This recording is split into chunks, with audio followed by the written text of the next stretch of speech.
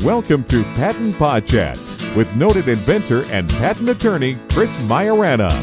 Each week, Chris answers your questions on patents, trademarks, and inventions. Now, here's Chris Maiorana. We did some interviews discussing the overall process when filing a patent application, and I remember one that discussed the details of maintenance fees, and then another that discussed a notice of allowance. Are there any other types of office actions that get sent? Yes, there are. Sometimes we overlook some of the not really easier transactions, but smaller transactions. And one important transaction the Patent Office mails is called an advisory action. Well, that sounds kind of funny. And an advisory action is that the same as an office action? I mean, I wonder why do they use the word advisory? Yeah, it does sound a little bit weird. And back when we discussed the final office action, we had an interview on that. I mentioned that the Patent Office doesn't necessarily need to consider remarks and amendments that are made after the mailing of a final office action.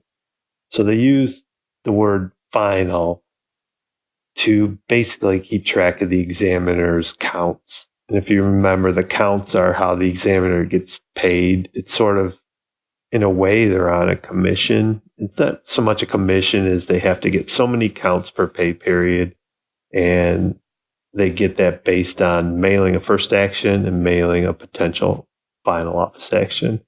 So the advisory action normally explains why the examiner is not entering the amendment that was presented. So they're advising us on the Patent Office's unwillingness to enter our previous amendment. The examiner has a choice whether to enter an amendment or not? He has a choice when it's a final office action that's pending. So if the office action is non-final, the examiner does need to enter the amendment because the applicant has the right to amend one time. Okay, wait a minute. You say you can only amend one time, but we discuss an amendment after final, and this is all pretty confusing. There must be a catch, right? There's always a catch with the Patent Office. So on an after final office action or amendment, the Patent Office does not have to enter the amendment, but they will enter the amendment if we pay a fee for what's called a request for continued examination, or RCE. Okay, I see. So you basically pay the Patent Office for another bite at the apple, is that correct?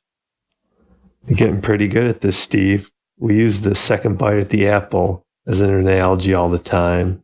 So we like to avoid an RCE if we can, but sometimes it's necessary because you get to the point where you either have to amend the claims a second time or you need to go to an appeal. And we did a whole interview on the appeal process.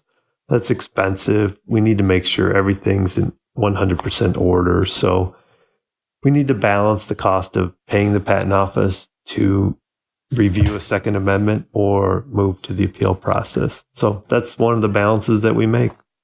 Thank you for listening to Patent Pod Chat with noted inventor and patent attorney Chris Maiorana.